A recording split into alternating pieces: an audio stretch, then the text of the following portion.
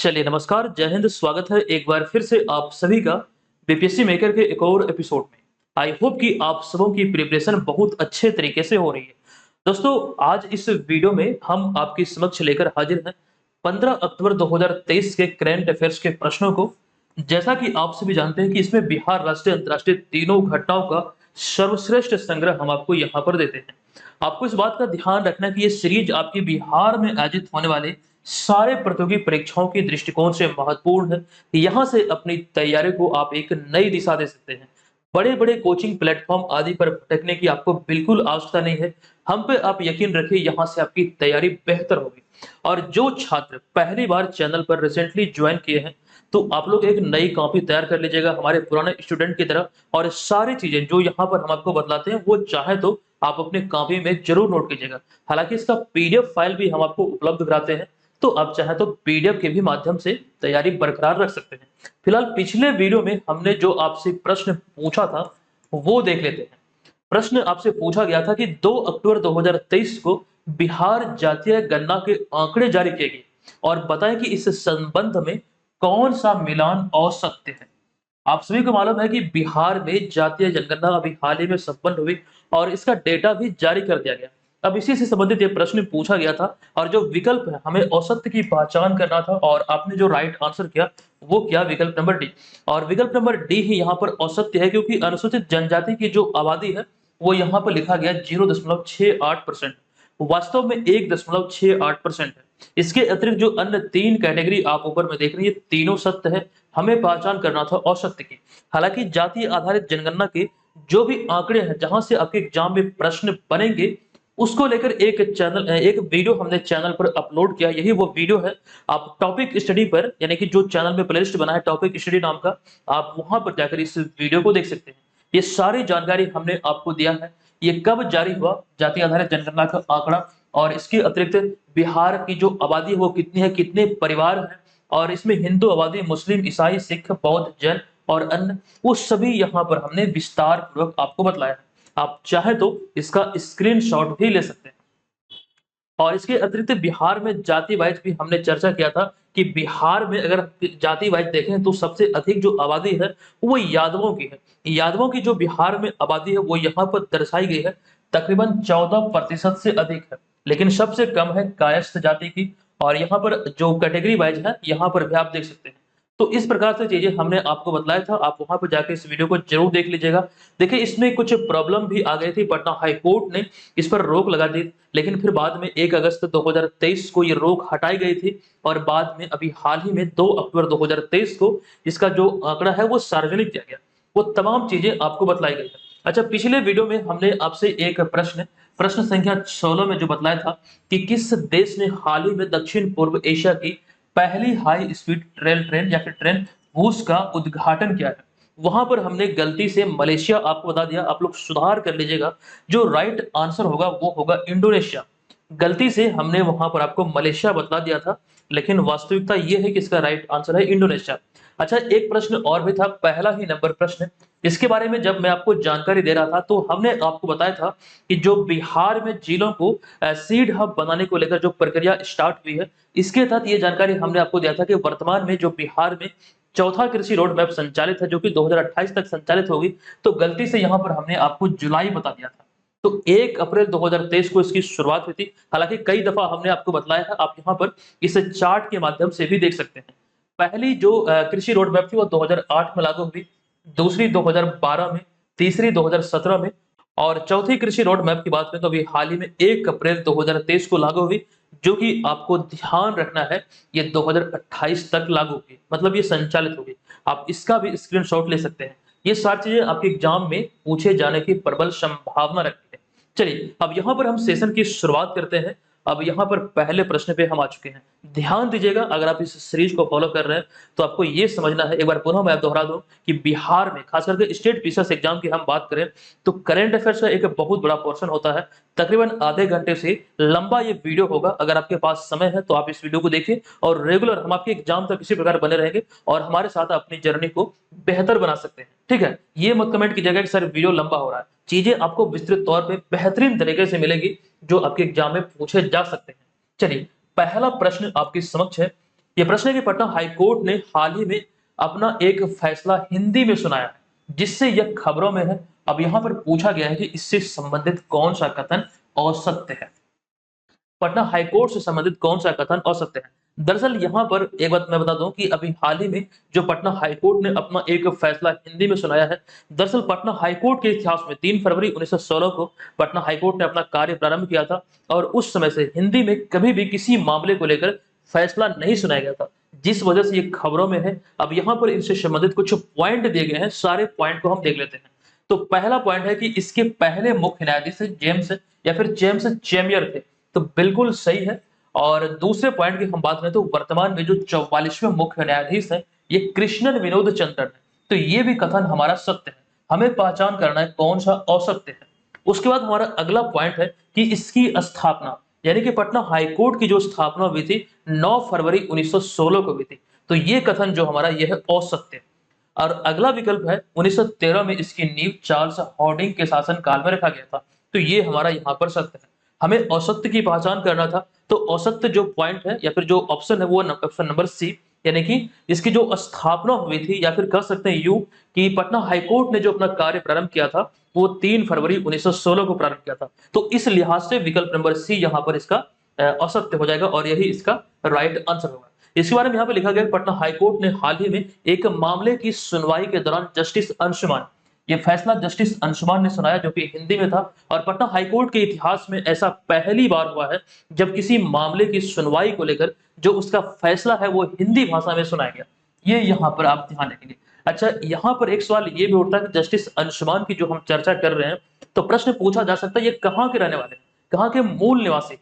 तो न्यायाधीश यानी कि जस्टिस डॉक्टर अंशुमान बिहार के रोहतास जिले के रहने वाले हैं। ये रोहतास वही जिला है जिसको लेकर हमने कई बार आपसे बताया कि जो 2011 की जो जनगणना हुई थी, पुरुष वर्ग, महिला वर्ग और ओवरऑल ये तीनों कैटेगरी में 2011 की जनगणना के आधार पर ये रोहतास जिला सबसे साक्षर है। ये आप यहाँ से ध्यान रखेंगे। अगला पॉइंट हमारा यहाँ पर है कि वर्तमान में पटना हाईकोर्ट के जो 44वें मुख्य न्यायाधीश है वो है कृष्णन विनोद चंद्रन। और आपको ये ध्यान रखना है कि कृष्णन विनोद चंद्रन केरल के रहने वाले हैं। और आपको एक इंपॉर्टेंट जानकारी ये भी नोट करना है कि जो कृष्णन विनोद चंद्रन 44वें मुख्य न्यायाधीश बने हैं वो संजय करोल के स्थान पर है। ठीक है, ये सारे कुछ इंपॉर्टेंट पॉइंट है जहां से एग्जाम में प्रश्न बनेंगे। अगला पॉइंट यहाँ पर एक अतिरिक्त जानकारी हमने आपके समक्ष रखा है। दरअसल बिहार में अब राज्यपाल के लिए महामहिम शब्द का प्रयोग नहीं किया जाएगा। ठीक है, ये ध्यान रखें किसी भी राज्य में जो राज्यपाल होते हैं वो राष्ट्रपति के प्रतिनिधि होते हैं। और वर्तमान में जो बिहार में राज्यपाल है फागू चौहान के स्थान पर वह राजेंद्र विश्वनाथ अर्लेकर। और यहाँ पर अभी हाल ही में खबरों में है और इसीलिए हमने यहाँ पर जानकारी दिया है कि बिहार में अब राज्यपाल के लिए महामहिम शब्द का प्रयोग नहीं किया जाएगा। ठीक है, इस पर अभी बैन लगा दिया गया। तो यहाँ से इस प्रश्न से संबंधित इतनी सारी जानकारी आपको ध्यान रखना है। क्योंकि पटना हाईकोर्ट की बात हुई है तो कुछ चीजें वही हैं जो हमने अभी बताया, वो यहाँ पर आप देख सकते हैं। नए चीफ जस्टिस हैं कृष्णन विनोद चंद्रन, जिन्हें आप यहाँ पर इस तस्वीर में देख सकते हैं। और कृष्णन विनोद चंद्रन 2025 तक पटना हाईकोर्ट में बतौर मुख्य न्यायाधीश अपनी सेवा देंगे। चलिए अब यहाँ पर हम चलते हैं अगले प्रश्न पे। अब ये अगला प्रश्न है कि चीन के हांगझोउ में आयोजित एशियन गेम्स 2023 में, एशियन गेम्स 2023 का जो आयोजन हो रहा है या फिर हुआ है वो चाइना में हुआ है। तो इसमें प्रश्न पूछा गया बिहार के संदर्भ में कि बिहार के कितने खिलाड़ियों का चयन भारतीय राष्ट्रीय टीम में हुआ था। देखिए, इसको लेकर आपको ध्यान रखना है बिहार के कुल 5 खिलाड़ियों का चयन भारतीय राष्ट्रीय टीम में हुआ था। अब ये 5 खिलाड़ी कौन कौन से हैं वो आपके समक्ष यहाँ पर है। यहाँ से एग्जाम में प्रश्न बन सकते हैं क्योंकि ये वो 5 खिलाड़ी हैं जिन्होंने एशियन गेम्स में भाग लिया और बिहार का नाम रोशन किया। देखिए, एशियन गेम्स 2023 में बिहार के 5 खिलाड़ी जिनमें शैलेश कुमार जो कि पैरा हाई जंप में, Mohammad Shams Alam para swimming, Jalaluddin Ansari para cycling, Shweta Shahi rugby तथा आकाश कुमार फेसिंग के लिए बिहार के इन 5 खिलाड़ियों को चयनित किया गया था। हालांकि आपको एक बात ये ध्यान रखना है कि बिहार के किसी भी खिलाड़ी ने कोई भी पदक अपने नाम नहीं किया, लेकिन फिर भी ये आपको ध्यान रखना है कि ये इन 5 खिलाड़ियों का चयन हुआ था भारतीय राष्ट्रीय टीम में। अच्छा, यहाँ पर जो चाइना के हांगझोउ में जो अभी हाल ही में एशियन गेम्स आयोजित हुआ, यहाँ से कई सारे प्रश्न आपके एग्जाम में पूछे जा सकते हैं। सबसे पहले हम बात कर लेते हैं पदक तालिका की। तो मेजबान देश जो चाइना है, चाइना कुल मिला के 383 पदक के साथ पदक तालिका में शीर्ष स्थान पर रहा और चाइना ने कुल मिला के 201 गोल्ड मेडल अर्थात स्वर्ण पदक अपने नाम किया। दूसरे स्थान की बात करें चाइना के बाद, तो जापान रहा कुल 188 पदक के साथ, और जापान कुल मिला के 52 स्वर्ण पदक अपने नाम किया। वहीं पर हम कोरिया गणराज्य की बात करें तो 190 पदक इन्होंने अपने नाम किया, और 42 स्वर्ण पदक इसमें था। कुल पदक 190, इसमें 42 स्वर्ण पदक। अच्छा, यहाँ पर देखिए कन्फ्यूजन होता होगा बहुत सारे छात्रों को कि कोरिया 190 है फिर भी ये तीसरे स्थान पर है, जापान 188 है फिर भी वो दूसरे स्थान पर है। वजह यहाँ पर यह है कि जापान ने कोरिया की अपेक्षा स्वर्ण पदक ज्यादा हासिल किया है, इस लिहाज से उसे दूसरा स्थान प्राप्त हुआ। एक अगला पॉइंट यहाँ पर यह है, भारत की दृष्टिकोण से भारत ने इस प्रतियोगिता में 28 स्वर्ण, 38 रजत और 41 ब्रॉन्ज अर्थात 41 कांस्य, कुल मिला के 107 पदक के साथ पदक तालिका में चौथा स्थान हासिल किया है। तो भारत के संदर्भ में ये काफी इंपॉर्टेंट है। हालांकि जो 107 पदक भारत को प्राप्त हुआ है, इसकी कंप्लीट जानकारी जो मंथली करंट अफेयर्स वाला पीडीएफ आपको मिलेगा, वहां पर आपको विस्तृत तौर पर पूरा का पूरा चार्ट इसका मिल जाएगा। यहाँ पर जगह का अभाव है, हालांकि प्रश्न हमने कल वाले वीडियो में भी जो इंपॉर्टेंट है वो बतलाए थे, और आने वाले समय इसी प्रकार से आपको एक दो प्रश्न देखने को मिलेंगे। लेकिन जो डिटेल जानकारी होगी वो पीडीएफ में आपको दे दिया जाएगा। यहाँ पर उतना स्पेस नहीं है जो हम आपको यहाँ पर बता सके। तो ये सारी चीजें यहाँ से ध्यान रखिए। चूंकि एशियन गेम्स की बात हुई है, तो पहला एशियन खेल या फिर एशियन गेम्स कहाँ आयोजित हुआ था और भारत ने इसमें कितने पदक अपने नाम किया, ये भी बहुत इंपॉर्टेंट है। देखिए, एशियन गेम्स या फिर एशियाई खेलों के हम उद्घाटन की बात करें तो वर्ष 1951 में भारत की राजधानी नई दिल्ली में इसका उद्घाटन किया गया था, या फिर यहीं पर ये आयोजित किया गया था।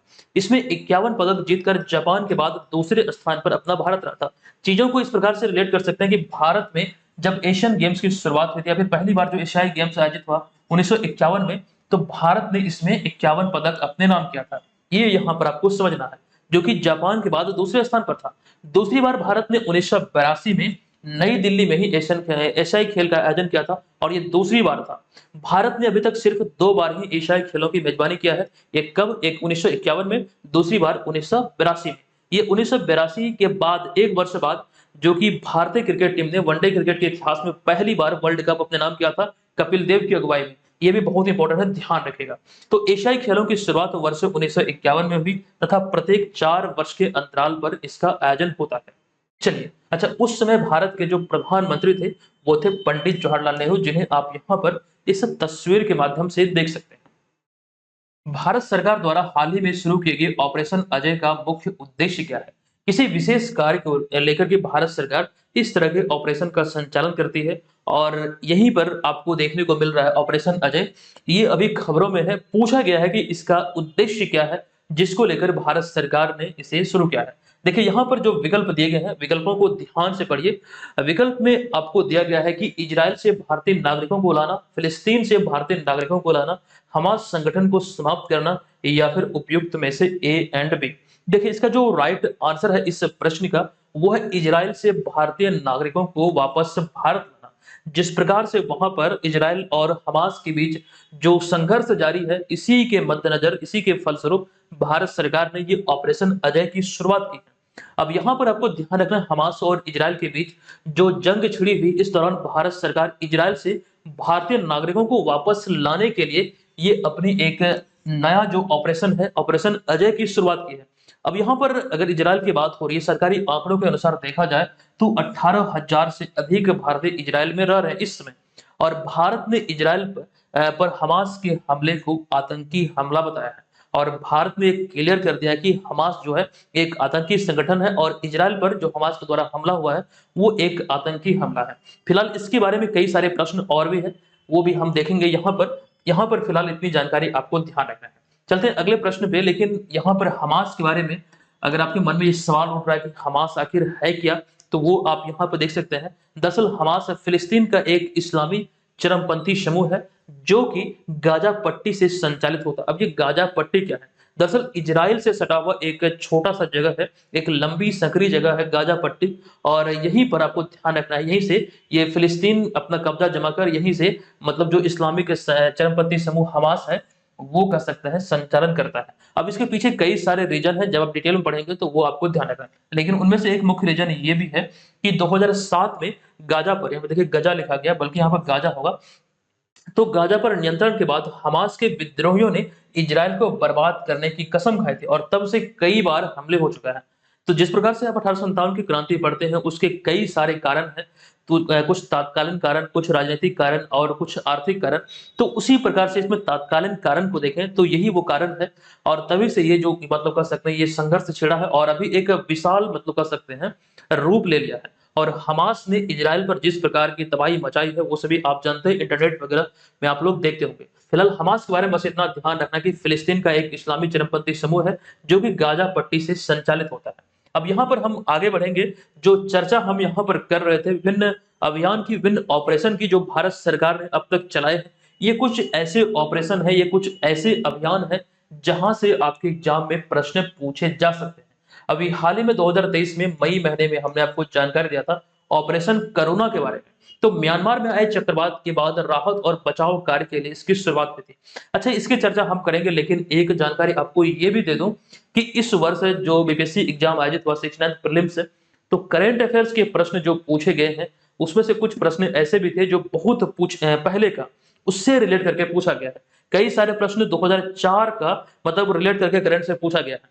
तो समझना आपको ये भी है, ये नहीं कि जो यहाँ पर हमने ऑपरेशन के बारे में लिखा है तो सिर्फ और सिर्फ 2023 को लेकर ही हमें पढ़ना है, बल्कि जो पिछला 2015 तक है या फिर उससे पहले का भी अगर कोई इंपॉर्टेंट है वो भी हमें देखना है। ठीक है, ये नहीं कि सिर्फ हम इसी वर्ष का पढ़ेंगे। तो ऐसे से चीजों से आपको बचना है अगर आप बीपीएससी एग्जाम की तैयारी में लगे हैं तो। ठीक है, उसके पहले अगर हम बात करें तो अप्रैल में ऑपरेशन कावेरी की शुरुआत हुई थी। सूडान में फंसे भारतीय नागरिकों को वापस लाने के लिए ऑपरेशन गंगा, जो कि फरवरी 2022 में युद्धग्रस्त यूक्रेन में फंसे भारतीयों को निकालने के लिए ऑपरेशन देवी शक्ति, ये भी बहुत इंपॉर्टेंट है, जो कि अगस्त 2021 में अफगानिस्तान पर जब तालिबानियों का जब कब्जा हुआ था तो यहाँ पर फंसे भारतीयों को वापस लाने के लिए एक प्रयास था और यही ऑपरेशन चलाया गया था देवी शक्ति। वंदे भारत मिशन मई 2020 में कोरोना महामारी जो फैली थी, कोरोना वायरस जो फैली थी, इसके कारण दुनिया भर के विभिन्न देशों में जो भी भारतीय फंसे हुए थे उसे वापस लाने के लिए यह शुरू किया गया था। ऑपरेशन संकट मोचन की बात करें तो 2016 में दक्षिणी सूडान में जो गृह युद्ध छिड़ा था वहां फंसे भारतीयों को सुरक्षित निकालने के लिए। और ऑपरेशन राहत की बात करें तो 2015 में यमन में जो गृह युद्ध हुआ था उसके कारण जो भी भारतीय वहां फंसे थे उसे वापस लाने के लिए इसकी शुरुआत हुई थी। आप इसका स्क्रीनशॉट जरूर ले लीजिए, बहुत इंपॉर्टेंट है और बहुत मेहनत से ये सारी चीजें हम आपको देते हैं, तो आप लोग इसका भरपूर फायदा उठाइए। ये नहीं कि सिर्फ और सिर्फ बड़ी अमाउंट देके बड़े बड़े कोचिंग में पढ़ के आपकी तैयारी हो सकती है, ऐसा संभव नहीं। ज्ञान अगर आपको कहीं से भी मिले तो उसे आप लोग अर्जित जरूर कीजिए। बहुत सारे लोग ऐसे होते हैं, बहुत सारे छात्र ऐसे होते हैं जो चीजें फ्री में मिलता है तो फ्री का वो लोग वैल्यू नहीं करते हैं। ठीक है, अगर आपको हमारा ये प्रयास अच्छा लगता है तो वीडियो को लाइक कीजिए, चैनल को सब्सक्राइब करके हमें सपोर्ट जरूर कीजिएगा। और एक जरूरी बात यहाँ पर एक बार पुनः मैं बता दूं कि आप लोग इसका कॉपी जरूर तैयार कीजिएगा, जो कि आपको बहुत फायदा देगा एग्जाम के समय में। जब आप इसे रिवाइज करेंगे तो दोबारा दूसरे सोर्स पर आपको भटकने की आवश्यकता नहीं होगी, कॉपी आपके पास रहेगी तो रिविजन भी बेहतरीन तरीके से होगा। चलिए, अगला प्रश्न है कि हाल ही में 14 अक्टूबर 2023 को नरेंद्र मोदी द्वारा अंतर्राष्ट्रीय ओलंपिक समिति का कौन से सत्र का उद्घाटन मुंबई में किया गया? देखिए, इसका जो राइट आंसर होगा ये होगा इसका 141वां सत्र का उद्घाटन अभी हाल ही में मुंबई में किया गया। तो विकल्प नंबर यहाँ पर इस प्रश्न का जो राइट आंसर होगा वो हो जाएगा विकल्प नंबर सी, 141वां संस्करण।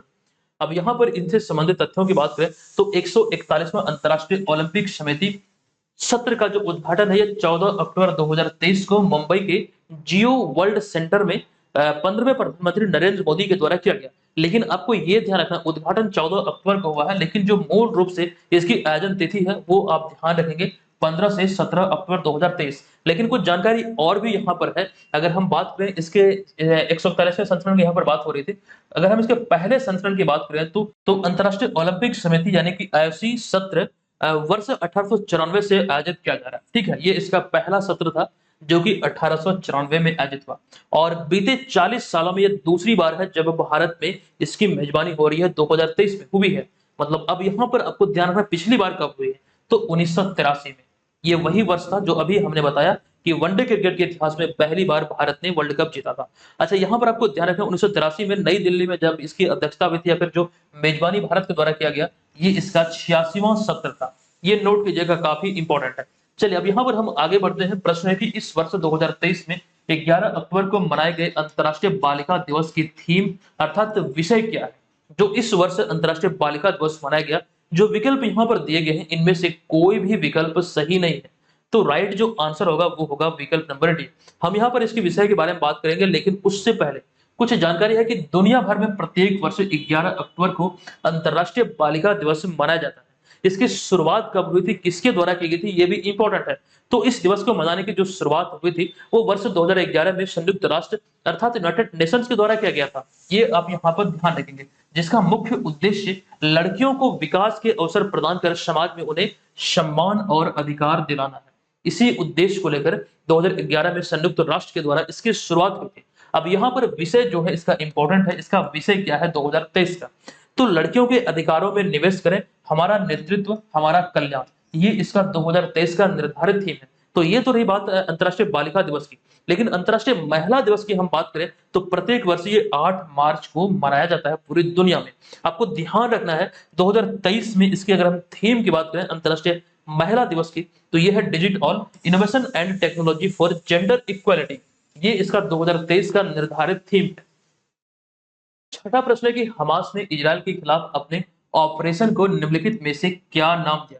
इजरायल और हमास के बीच जो जंग छिड़ी है, इसको लेकर अभी हाल ही में हमास ने जो नाम दिया है, आपको ध्यान रखना, अल अक्सा फ्लड। विकल्प नंबर बी यहाँ पर इस प्रश्न का राइट आंसर होगा। चीजें यहाँ पर लिखी गई है कि हाल ही में हमास ने इजरायल के खिलाफ अपने ऑपरेशन को अल अक्सा फ्लड नाम दिया गया है। यह ध्यान से देखना आपको, इसका उल्टा भी हम आपको बताएंगे। फिलहाल यहाँ पर आपको ध्यान रखना, हमास ने इजरायल के खिलाफ ये नाम दिया, किसके द्वारा, हमास के द्वारा इजरायल के खिलाफ जो युद्ध छिड़ा गया है उसको लेकर इस ऑपरेशन का नाम दिया गया अल अक्सा फ्लड। दरअसल यह ऑपरेशन यरूशलेम में अल अक्सा मस्जिद को इसराइल की तरफ से अपवित्र करने के बाद बदला लेने के लिए किया गया है। और कहीं ना कहीं अगर हम दूसरी ओर से देखें तो हमास के हमले के बाद इजराइल ने जवाबी कार्रवाई के रूप में अपना जो अभियान शुरू किया है उसे नाम दिया गया सोर्स ऑफ आयरन। तो दोनों को आपको ध्यान रखना है, इजराइल की तरफ से जवाबी रूप में, जवाबी कार्रवाई के रूप में जो अभियान छिड़ा है उसका नाम दिया गया सोर्स ऑफ आयरन, लेकिन वहीं पर हमास की तरफ से जो इस अभियान को नाम दिया गया इसका नाम है अल अक्सा फ्लड, जो कि एक मस्जिद के नाम पर है। ये आप यहां से ध्यान रखिएगा। आगे यहाँ पर हमारा पॉइंट है गाजा पट्टी, जिसकी चर्चा अभी हम लोग थोड़ी देर पहले कर रहे थे कि गाजा पट्टी से ही ये हमास जो संगठन है वो संचालित होता है। दरअसल गाजा पट्टी की बात करें तो इजराइल से सटा हुआ एक छोटा और लंबा क्षेत्र है, आपको ध्यान रखना, जहां पर फिलिस्तीनी लोग रहते हैं। और अभी हमने थोड़े समय पहले ही आपको बताया था कि हमास जो है ये फिलिस्तीन का ही जो कह सकते हैं इस्लामिक चरमपंथी समूह, ये आपको ध्यान रखना है। अच्छा, यहाँ पर आगे लिखा गया, यहीं से ये गाजा पट्टी के बारे में लिखा गया, यहीं से फिलिस्तीन संगठन हमास के आतंकियों ने रॉकेट से इजराइल पर हमला किया और ये हमला इतना भयानक है, आप लोग एक बार जरूर देखिएगा, यूट्यूब वगैरह पर आपको दिखेगा। अब यहाँ पर देखिए, ये जो आप मैप देख रहे हैं ये इजराइल का कुछ इस प्रकार से मैप है। यहाँ पर जो पतली सी जगह आप देख रहे हैं लंबी सी, यही वो स्थल है गाजा, जहां से हमास जो संगठन है वो यहाँ से संचालित होता है। वही चीजें यहाँ पे लिखा गया, गाजा पट्टी इजराइल से सटा हुआ एक छोटा और लंबा क्षेत्र वाला इलाका है जहां पर फिलिस्तीनी लोग रहते हैं, ठीक है, और यहीं से ये संगठन संचालित होता है हमास। चलिए अब यहाँ पर हम चलते हैं आगे। अब अगला प्रश्न है कि हाल ही में किस तिथि को केंद्रीय कैबिनेट ने युवाओं के लिए मेरा युवा भारत यानी कि MY भारत मंच की स्थापना को मंजूरी दिया गया। मेरा युवा भारत इसका पूरा नाम है। आपको यहाँ पर पूछा गया किस तिथि के इसके स्थापना की मंजूरी दी गई है, तो राइट जो आंसर है वो है 11 अक्टूबर 2023। हालांकि कुछ डेट और भी हैं, आप ध्यान रखेंगे। पहला पॉइंट है, हाल ही में 11 अक्टूबर 2023 को केंद्रीय मंत्रिमंडल ने मेरा भारत मेरा युवा भारत नामक एक स्वायत्त शासी निकाय के स्थापना को मंजूरी दी है, जो भारत को विकसित राष्ट्र बनाने की दिशा में एक महत्वपूर्ण कदम होगा। दरअसल यहाँ पर आपको ये समझना है, भले ही 11 अक्टूबर 2023 को इसकी स्थापना की मंजूरी दिया गया, लेकिन इसकी स्थापना जो हुई या फिर जो इसके ऐसे राष्ट्र को जो समर्पित किया जाएगा वो 31 अक्टूबर 2023 को राष्ट्र को समर्पित किया जाएगा। दरअसल 31 अक्टूबर वही वो तिथि है जब भारत के पहले वित्त मंत्री थे सरदार वल्लभ भाई पटेल, इनकी जयंती पर। आपको ध्यान रखना, इनकी जयंती को एकता दिवस के रूप में मनाया जाता है और इसी अवसर पर 31 अक्टूबर को यह राष्ट्र को समर्पित किया जाएगा। अच्छा, यहाँ पर अगला पॉइंट है, जैसे यहाँ पर हमने चर्चा किया इस मंच के बारे में जो अभी हाल ही में इसको मंजूरी दिया गया, तो सरकारी आंकड़ों के मुताबिक भारत में 15 से 29 वर्ष आयु वर्ग के युवाओं की जो आबादी है वो 27% है। और इस निकाय के जरिए ये जो मंच स्थापित किया जा रहा है, तो इसके जरिए युवाओं में नेतृत्व क्षमता विकसित करना और स्किल डेवलपमेंट आदि पर फोकस किया जाएगा। इसका एक मूल उद्देश्य की हम बात करें तो भारत को विकसित राष्ट्र बनाने की दिशा में एक महत्वपूर्ण कदम यह साबित होगा। ये चीजें यहाँ से ध्यान रखिए। 11 अक्टूबर 2023 को इसकी स्थापना को मंजूरी दिया गया। 8वां प्रश्न है कि हाल ही में किस भारतीय राज्य के काजू कर्नेल को जीआई टैग अर्थात ज्योग्राफिकल इंडिकेशन टैग प्रदान किया गया है, जहां आजादी के बाद भी 1961 तक पुर्तगालियों का शासन रहा था। देखिए यहां पर आपके लिए एक हिंट है कि वह भारत का कौन सा राज्य है जहां के काजू कर्नेल को जीआई टैग प्रदान किया गया है, और पूछा गया है हिंट के रूप में कि जहां आजादी के बाद भी 1961 तक पुर्तगालियों का शासन रहा था। तो ये राज्य है गोवा। आप सभी जानते हैं कि भारत को जो आजादी मिले थे वो 1947 में मिली थी, लेकिन जो पहली कंपनी थी, पहले यूरोपीय कंपनी जो भारत में आगमन हुआ था वो थी पुर्तगाली। और पुर्तगाली कंपनी ऐसी कंपनी थी जो पहले आई और सबसे बाद में भारत छोड़ के गई थी। तो यहाँ से आप कंक्लूजन निकाल सकते हैं कि जो राइट आंसर होगा वो होगा गोवा। अच्छा, यहाँ पर इसके बारे में चीजों को देख लेते हैं कि चेन्नई में जो भौगोलिक संकेतक रजिस्ट्री का जो मुख्यालय है, अभी हाल ही में गोवा के काजू कर्नल को जीआई टैग इसने प्रदान किया है। दरअसल जीआई टैग जो ये एक ट्रेडमार्क के रूप में कार्य करता है, जो कि किसी वस्तु या फिर उत्पाद को दिया जाता है और उससे उस वस्तु या उत्पाद को अंतर्राष्ट्रीय बाजार में एक अलग पहचान मिलती है। उनकी जो सेलिंग होती है या फिर उस उत्पाद की जो सेलिंग होती है वो बहुत अच्छे तरीके से होती है, वो एक ब्रांड कहलाती है, उसे एक अलग पहचान मिलती है। और ये भी जानकारी हमने कई दफा आपको दिया है कि किसी वस्तु या फिर उत्पाद को जो जीआई टैग मिलता है वो 10 वर्ष की अवधि के लिए दिया जाता है। उसके पश्चात पुनः से रजिस्ट्रेशन करके ये जीआई टैग लिया जा सकता है। यही चीजें यहाँ पे लिखी गई है। अगला पॉइंट है कि भारत में काजू लाने का श्रेय 16वीं शताब्दी के पुर्तगालियों को जाता है। भारत में जो काजू की खेती होती, एक सवाल यहाँ पर यह भी है, बहुत सारे छात्र कंफ्यूज करेंगे। देखिए यहाँ पर आपको ये ध्यान रखना है कि वर्तमान समय की अगर हम बात करें तो वर्तमान में जो काजू की सर्वाधिक खेती है, जो यहाँ पर हम काजू की चर्चा कर रहे हैं, सर्वाधिक जो उत्पादन होता है काजू का वो होता है महाराष्ट्र में। कई सोर्स में, पुराने सोर्स में देखेंगे तो वहां पर आपको दिखेगा केरल। तो आप लोग कंफ्यूज नहीं कीजिएगा, जो अभी वर्तमान डेटा के आधार पर काजू की सर्वाधिक जो उत्पादन की जब भी बात होगी तो वो हो जाएगा महाराष्ट्र, दूसरे स्थान पर होगा आंध्र प्रदेश। ठीक है, तो 16वीं शताब्दी के पुर्तगालियों को ये काजू लाने का श्रेय जाता है भारत में। इसके अतिरिक्त पुर्तगालियों के दृष्टिकोण देखें तो भारत में मिर्च, तंबाकू, आलू और मूंगफली की आदि की शुरुआत करने का श्रेय जाता है। ये सारी चीजें एग्जाम में पूछे जा सकते हैं। यही सारी चीजों से आप मेंस का आंसर राइटिंग को भी बेहतर बना सकते हैं। जब स्टोरी आपको मालूम होगी, चीजें आपको मालूम होगी, तो आंसर राइटिंग भी आपका बहुत आसान हो जाएगा। चलिए अब यहाँ पर जीआई टैग की बात हो रही है, तो इसको लेकर चीजें मैं आपको बता दूं जीआई टैग के बारे में। दरअसल यहाँ पर आपको ये समझना है कि बिहार के या फिर बिहार के उत्पादों को जो अब तक जीआई टैग मिला है वो कुल मिला के 3 कैटेगरी मिला है। अब ये कैटेगरी क्या क्या है, एक तो है खाद्य पदार्थ। हालांकि खाद्य पदार्थ कैटेगरी में सिलाव खाजा एकमात्र उत्पाद है जिसे जीआई टैग मिला है। इसके अतिरिक्त हस्तकला में देखें तो सुजनी कढ़ाई, सिक्की ग्रास, मधुबनी पेंटिंग, अल्पिक खटवा और भागलपुरी सिल्क, ये सभी यहाँ से एग्जाम में प्रश्न बने हैं आपके। ठीक है, तो ये सभी हस्तकला के अंतर्गत है। और कृषि कैटेगरी की बात करें तो यहाँ पर आप देख सकते हैं शाही लीची, कतरनी चावल, जर्दालू आम, मगही पान, मिथिला मखाना और मरचा चावल, ये सभी वैसे उत्पाद हैं जिसे अभी हाल ही में जीआई टैग मिला है। रिसेंटली मरचा चावल को जीआई टैग मिला है, जो कि पश्चिमी चंपारण के चनपटिया से संबंधित है। हालांकि देखा जाए तो पश्चिमी चंपारण के 6 प्रखंड में इसका उत्पादन होता है, लेकिन मिला किसे है जीआई टैग, तो चनपटिया प्रखंड को। अच्छा, एक अहम जानकारी ये भी है, कृषि कैटेगरी में जीआई टैग प्राप्त करने वाला मरचा चावल बिहार का 6ठा उत्पाद है। बहुत इंपॉर्टेंट है, ध्यान रखिएगा। चलिए अब यहाँ पर एक छोटी सी जानकारी आपको दे दूं 17वीं बीपीएससी एग्जाम के बारे में। दरअसल कुछ चेंजेज हुई है तो वो आपको जानना अति आवश्यक है। तो 17वीं बीपीएससी एग्जाम प्रिपरेशन की अगर हम बात करें, जो भी छात्र मूल रूप से इसकी तैयारी में लगे हैं, आप जरूर देखिए। यहाँ पर ये कुछ जानकारी मैं आपको देने वाला हूँ, कैसे ये ऑर्गेनाइज होगा, कैसे ये संचालित होगा। सबसे पहले तो यहाँ पर आपको ये ध्यान रखना है, ये इसके कोर्स की विशेषता है। ये तमाम चीजें आपको इस कोर्स में मिलेगी एप्लीकेशन पे। यही वो बैनर होगा जहां पर जाके आपको इस कोर्स को परचेज करना है। इसमें एक ऑफर है, वो भी हम आपको बताएंगे। फिलहाल यहाँ पर आपको ये ध्यान रखना है कि सिलेबस आधारित नोट्स, संपूर्ण बिहार जीके, करंट अफेयर्स का जो वीडियो आप यहाँ पे देखते हैं वो पूरा का पूरा सीरीज जो है डेली, मंथली करंट अफेयर्स का, ईयरली करंट अफेयर्स का, वो सभी इस कोर्स में आपको मिलेगा। उसके अतिरिक्त टेस्ट सीरीज है और आपको ध्यान रखना sectional test, previous year paper, ये तमाम चीजें इस कोर्स में आपको मिलेगी। इसके अतिरिक्त इस कोर्स की एक बेनिफिट आपको यहाँ पर यह है, जो कि आज से ये स्टार्ट हो चुकी है, कल से ही स्टार्ट हो चुकी है। दरअसल इसमें डेली नोट्स, डेली क्विज और वीकली टेस्ट और डाउट क्लास आदि आपको मिलने वाला है। और जो भी छात्र एप्लीकेशन पे इस कोर्स को परचेज किए हुए हैं, तो आप लोग रेगुलर बने रहिएगा, तभी जाकर आपको फायदा होगा। ये नहीं कि कोर्स को परचेज कर लिए और आप इसके साथ बने हुए नहीं है। ये तमाम चीजें एप्लीकेशन पे आपको डेली दी जा रही है, जिससे आपको जरूर फायदा होगा। अच्छा, आपको यहाँ पर ये ध्यान रखना, यही वो मटेरियल है जहां से आपके एग्जाम में बहुत सारे प्रश्न बने हैं। इसको हमने थोड़ा सा अपडेट किया है, ये अपडेट अभी जारी है, वो भी चीजें आपको इसी कोर्स में मिलेगी जो आप यहाँ पर देख रहे हैं। ठीक है, तो इसी में ये तमाम चीजें हैं, और जो हमारा एक स्पेशल जो ई बुक है जो मंथली आता है करंट अफेयर्स का, वो भी इसमें आपको मिल जाएगा।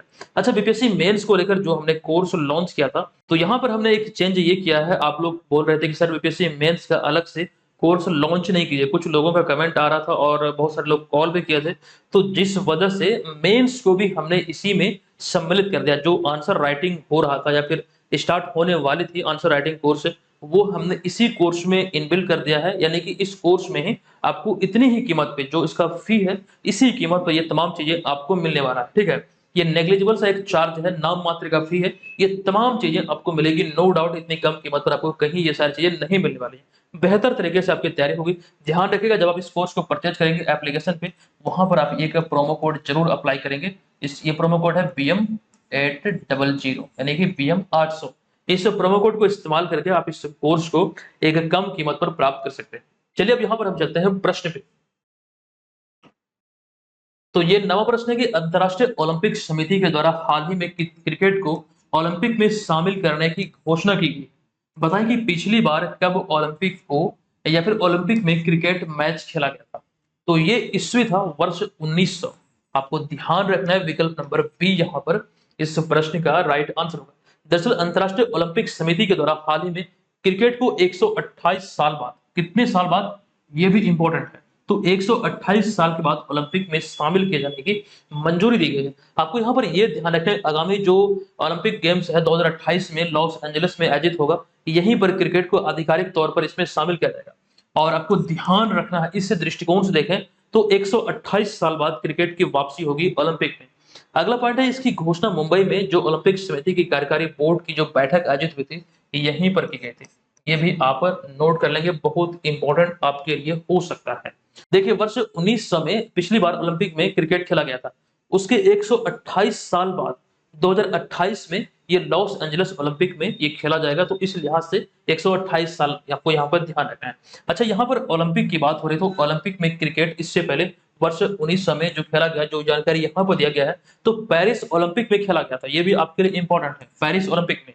और 128 साल बाद ओलंपिक में क्रिकेट की वापसी होगी। और साथ साथ आपको ये भी ध्यान रखना, वर्तमान में अंतर्राष्ट्रीय ओलंपिक समिति के जो अध्यक्ष हैं, ये कौन है, तो थॉमस बाक है। ये भी बहुत इंपॉर्टेंट, ध्यान रखिए। चलिए, ओलंपिक के बारे में कई सारी जानकारी ऑलरेडी हम आपको दे चुके हैं।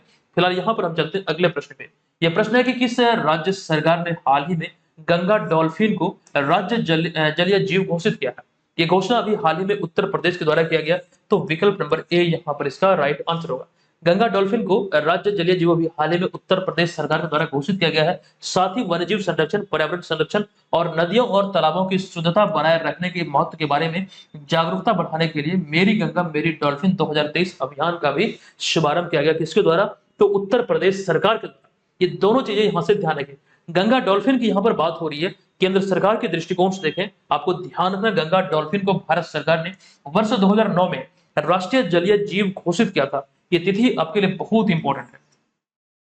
2009 में राष्ट्रीय जलीय जीव घोषित किया गया था गंगा डॉल्फिन को भारत सरकार के द्वारा। हालांकि गंगा डॉल्फिन जो है ये भारत ही नहीं बल्कि बिहार की भी जलीय जीव है, ये भी आपको ध्यान रखना। अभी हाल में उत्तर प्रदेश ने भी ये घोषणा कर दिया, लेकिन पहले से ही बिहार के जलीय जीव है। बिहार की बात हो रही है तो बिहार ही नहीं, भारत ही नहीं, बल्कि एशिया की जो पहली डॉल्फिन अनुसंधान केंद्र है वो कहां पर है, तो बिहार की राजधानी पटना में है। जो पटना विश्वविद्यालय का परिसर है गंगा नदी के तट पर, यहीं पर यह स्थापित किया गया है।